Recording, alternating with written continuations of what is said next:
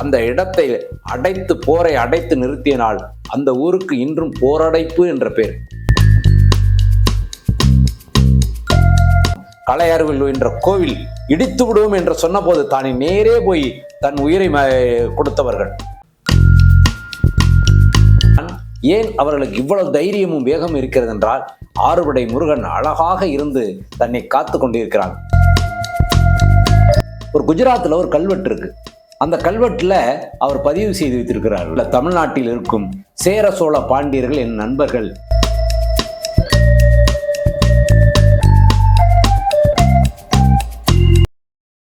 வாழ்கரமுடன். வேல்வேல் முருகா, வெற்றிவேல் முருகா. நான் உங்கள் வாழ்வளமுடன் நாக ராதாகிருஷ்ணன் பேசுகிறேன். இந்திய வரலாற்றிலே அந்நிய மக்கள் அதிக பேரால் ஆளப்படாத ஒரே நாடு நம் தமிழ்நாடு தான். ஏன் தெரியுமா? தமிழ்நாட்டினுடைய எல்லை பகுதியில் ஒவ்வொன்றிலும் ஒவ்வொரு பக்கத்திலும் அறுபடை முருகன் இருந்து காத்து கொண்டிருப்பான் போலும்.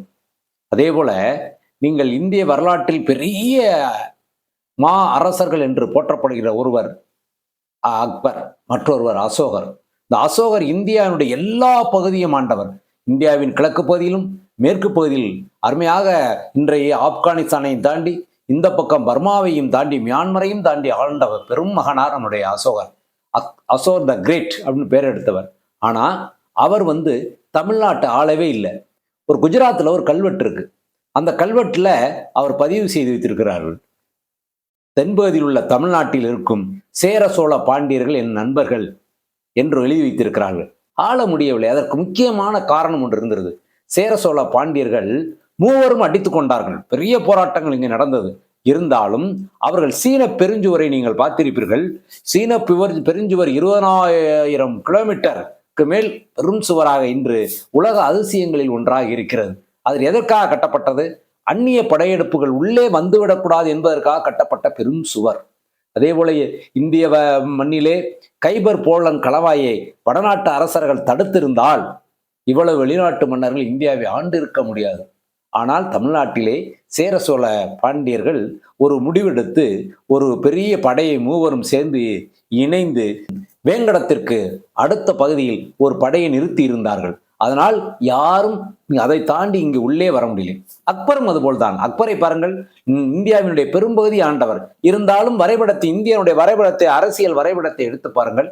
அந்த மேப் என்று சொல்கிறோமே, அதில் எடுத்து பாருங்கள். அந்த மேப்ல கீழே நிறைய பேர் வந்திருக்க மாட்டாங்க. பெரிய மன்னர்கள்லாம் கீழே வந்திருக்க வாய்ப்பில்லை. ஒரு சிலர் வந்திருக்கிறார். இருந்தாலும் பெரிய பாதிப்புகள் தமிழ்நாட்டுக்கு இருந்ததே இல்லை. அதனால்தான் தமிழ்நாட்டுடைய கலாச்சாரமும் பண்பாடும் இன்று வரும் நிலைத்திருக்கிறது.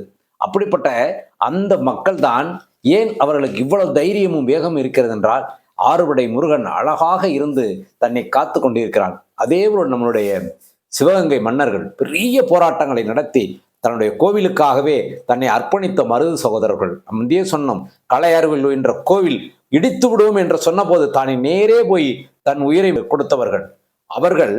அவருடைய பரம்பரை, சேது மன்னருடைய பரம்பரையில் ஒரு கோவில் கட்டப்பட்டுள்ளது.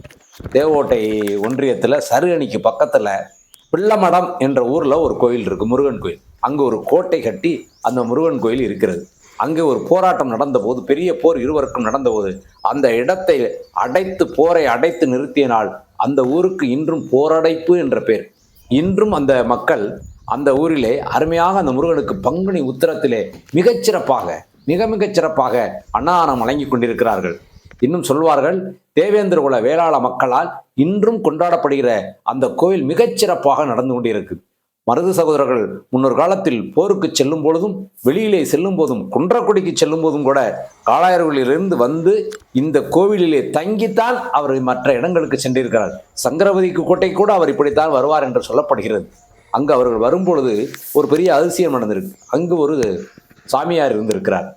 இவர்கள் வந்த உடனே இங்கே காட்சி தந்த பின்னது இவர்கள் போவதற்கு முன்னாடி குன்னக்குடியிலே இருப்பாராம். எப்படி என்றே தெரியவில்லை. அப்படிப்பட்ட ஒரு அருமையான முருகன், அந்த பள்ளமடம் பாலமுருகன் என்று சொல்லக்கூடிய அற்புதமான முருகனை நாம் வணங்குவோமேனால், அந்த முருகன் நமக்கு எதிரிகளையே நம்மிடம் அண்டவிடாமல் தடுத்து விடுவார். முருகனுக்கு எப்பொழுதுமே எதிரிகளை ஓட்டக்கூடிய தன்மை உண்டு. அப்படிப்பட்ட முருகனை வணங்கி நாம் தயவு செய்து நாம் சொல்கிறோம், எல்லா இடத்திற்கும் போய் முருகனை பார்க்க வேண்டுங்கிற கனவு வேண்டாம். அவரை எண்ணினாலே போதும் நாம் பெரிய வெற்றி அடைந்து விடலாம். பாலமுருகனை எங்கிருந்து வேணாலும் எண்ணுங்கள்.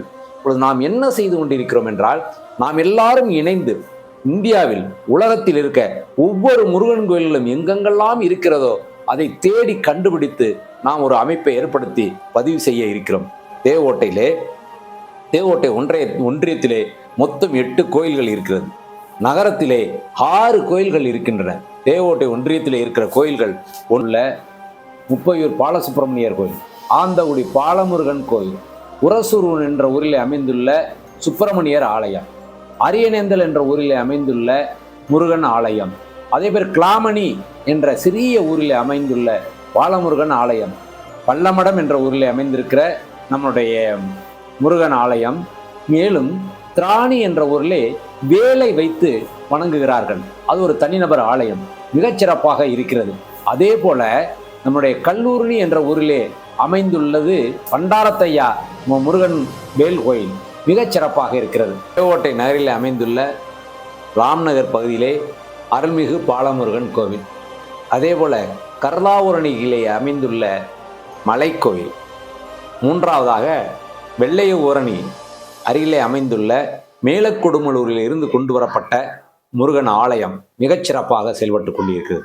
அதற்கு அருகிலேயே தேனம்மை ஊரணி என்ற இடத்திலே ஒரு சமுதாய மக்களால் கொண்டாடப்படுகின்ற ஒரு பாலமுருகன் ஆலயம் அமைந்திருக்கிறது.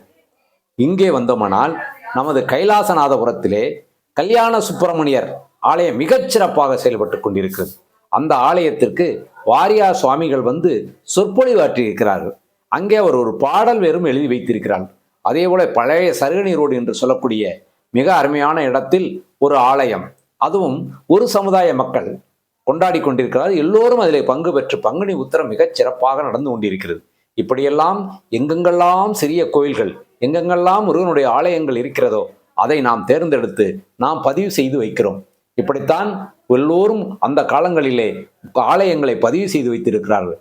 இதை நாம் அனைவரும் இணைந்து இன்று இருக்கிற இந்த அறிவியல் தொழில்நுட்பத்தோடு இதை அனைவரும் இணைந்து செயல்படுத்தி கொண்டிருக்கிறோம்.